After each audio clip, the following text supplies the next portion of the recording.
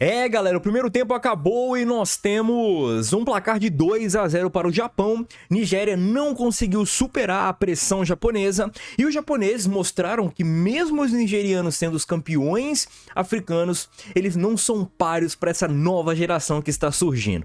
Temos talvez a geração dourada do Japão e a geração dourada da Nigéria, mas quem está levando vantagem é a geração dourada japonesa. Vamos de previsão do capítulo 318, capítulo que vai se chamar Eu Quero Vencer, e eu vou aqui talvez colocar dois jogadores que sejam mais óbvios para esse título, que é Izagi e Onazi. Nós temos um intervalo e esse intervalo pode nos render algumas coisas.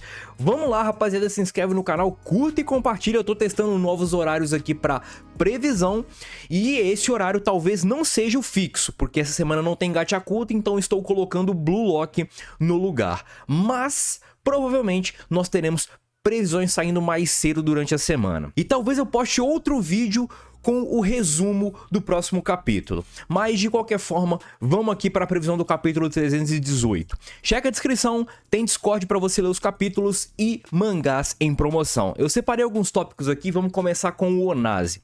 Nós vimos no capítulo 317 que o Onazi, por conta da capacidade dele de chutar a bola no meio do ar, ele tem mais range, né? Ele tem mais possibilidades de marcar gol, então certamente ele é o as e não é à toa. Ele tem muitas qualidades e essas qualidades precisam meio que ser aproveitadas pelos nigerianos, mas o Japão não está permitindo isso. É bem legal que eu cito nos vídeos aí, tanto de spoiler quanto nos vídeos de review, eu cito que o Japão, ele está estudando a Nigéria e está fazendo o dever de casa. Só que a Nigéria está estudando o Japão, só que ela não está fazendo o dever de casa porque ela está estudando o Japão antigo. O Japão que ela viu na Liga Neo Egoísta, que já está meio que, vamos dizer assim, ultrapassado. O novo Japão é bem diferente. Só que o que o Onazi ele pode fazer quanto a isso? Primeiro é essa questão de talvez ele passar uma nova visão para a Nigéria, um novo foco para a Nigéria. Talvez ele sendo o último jogador, mas ele surpreendendo com um toque a mais, uma ausência de posicionamento para talvez Kuzi e outros jogadores aproveitarem outras oportunidades ou outras linhas de passe para tocar essa bola e confundir o Japão. A principal forma de deixar a Nigéria confusa é essa imprevisibilidade que o time japonês tem, que não só o Izagi funciona como um finalizador, mas o Itoshi, o Mikadi, o Bachira, todos eles vão ter um papel importante, tanto na destruição de jogadas quanto na construção de jogadas. E isso deixa a Nigéria bem bolada. Depois de a gente entender um pouco como é que o Onazi ele funciona, ele pode funcionar, até mesmo de motivador, passar um pouco aquele discurso mais motivacional com um flashback e tudo mais, nós temos a estratégia da Nigéria. Qual que vai ser a estratégia debatida no vestiário? Qual que vai ser o plano dos nigerianos? Será que tem alguém no banco de reservas aí que pode entrar e acabar mudando o jogo? Ou acabar auxiliando eles a mudar o jogo? Talvez o foco do Japão em estudar esses 4 jogadores pode tirar o foco num outro jogador aí que pode acabar brilhando, pode acabar sendo a válvula de escape talvez que a Nigéria precise. Então eu acredito que tenhamos substituição na Nigéria para o segundo tempo. E a ideia é, não digo individual, mas é tentar marcar o Japão mais blocado, pressionar o Japão, evitando talvez essa criação de jogada. Essa criação que vem do Aiko, do Nico, do Karazu, do Mikadiriu, do Izagi, é pressionar esses camaradas e talvez usar um pouco mais da resistência física, que eu acho que agora fica um pouquinho mais vulnerável, ou esse argumento cai por terra, porque a gente achava que o jogo estava começando, mas o primeiro tempo já acabou. Então o Japão aguentou o tranco da Nigéria durante o primeiro tempo todo. Não sei até que ponto vai essa resistência, essa estamina, mas tem ainda substituições para o próprio Japão fazer. E pode entrar jogadores frescos e jogadores com estamina elevada, como por exemplo o próprio Haichi, Nanazi, talvez, Kiora e por aí vai. Então eu acredito que a Nigéria tenha que bolar um plano para não necessariamente cansar os japoneses, mas pressionar os japoneses, evitando essa criação de jogada, essa transição.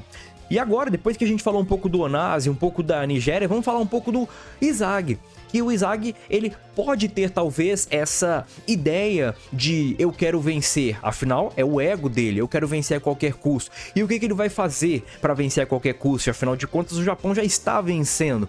Não é um jogo talvez que o Izag brilhe, porque o jogo que o Izag brilha é aquele jogo que ele tá para trás, ele tá meio que tomando aquela pressão e tudo mais. Esse jogo aqui é um pouco diferente, mas enfim, eu quero muito ver como é que vai ser a conversa do Izag com os demais jogadores no vestiário, e até mesmo a conversa do Ego com os demais jogadores. Será que o Ego, ele planeja uma coisa pro primeiro tempo e planeja outra pro segundo tempo? Principalmente focado nessa suposta aí resistência dos nigerianos, que os nigerianos podem ter a mais pro segundo tempo e os japoneses não? O que o Ego vai planejar? E o que o Izag vai falar com os demais jogadores? E o que os demais jogadores vão assimilar do Izag?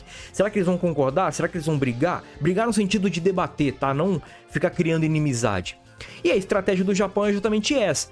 É controlar esse placar. Eu não acho que o Jinpachi Ego vai recuar o time. Não acho que o Jinpachi Ego vai colocar jogadores mais defensivos. Eu acredito que o Jinpachi Ego vai tentar manter a formação. Só que para manter essa corda no pescoço dos nigerianos o jogo todo, ele vai precisar fazer uma mudança, porque isso é humanamente impossível. Certamente, nós estamos falando de um shonen e tudo mais. Ah, Rodrigo, na historinha, no mangá pode acontecer isso. É verdade, vocês têm um ponto. Mas vamos colocar um pouquinho na realidade? Quem poderia entrar para manter essa pressão lá em cima? Os goleadores, Barou, o próprio Zantetsu, o próprio Shidou. Esses camaradas podem acabar entrando, Kunigami, Haichi, mais força física, mais ímpeto ali na marcação e até mesmo no ataque. Eu acho que poderia pintar algumas substituições bem interessantes. O próprio Zantetsu, talvez no lugar do Shigiri. Não sei se eles mudariam o Shigiri, afinal de contas a ideia do Shigiri é suportar esses 90 minutos. Mas nunca se sabe.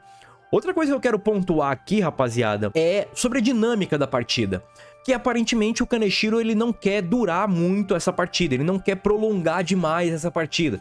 E eu acho que vai ser assim contra a Inglaterra também, mas contra a França vai ser uma partida mais extensa.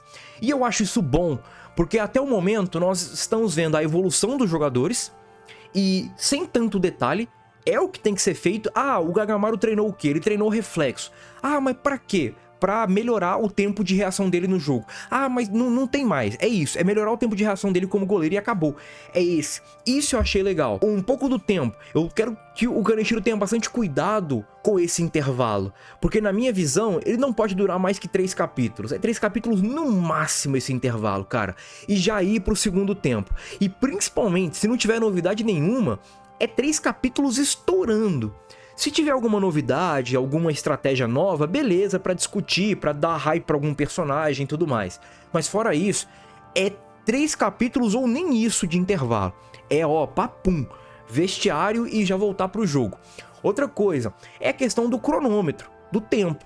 Porque a gente imaginava que o jogo tava no começo, mas o primeiro tempo já acabou. Não tô reclamando da dinâmica da partida, mas eu tô reclamando da falta de informação. O Bachir, ele marcou gol ali aos 3 minutos. E o Mikadiriu, quando que foi aquele gol? Então eu acho que falta isso. Falta essas informações. Isso é informação importante, não é frescura.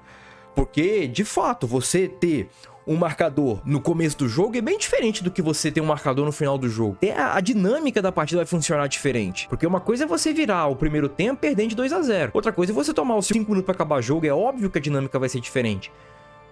Então eu queria ver mais essas informações, mais trabalhado isso, mais bem esclarecido essas questões. O Kaneshiro, na minha visão, falhou em relação a isso na Liga Namegoist, e eu não quero que isso continue a acontecer na Copa do Mundo Sub-20.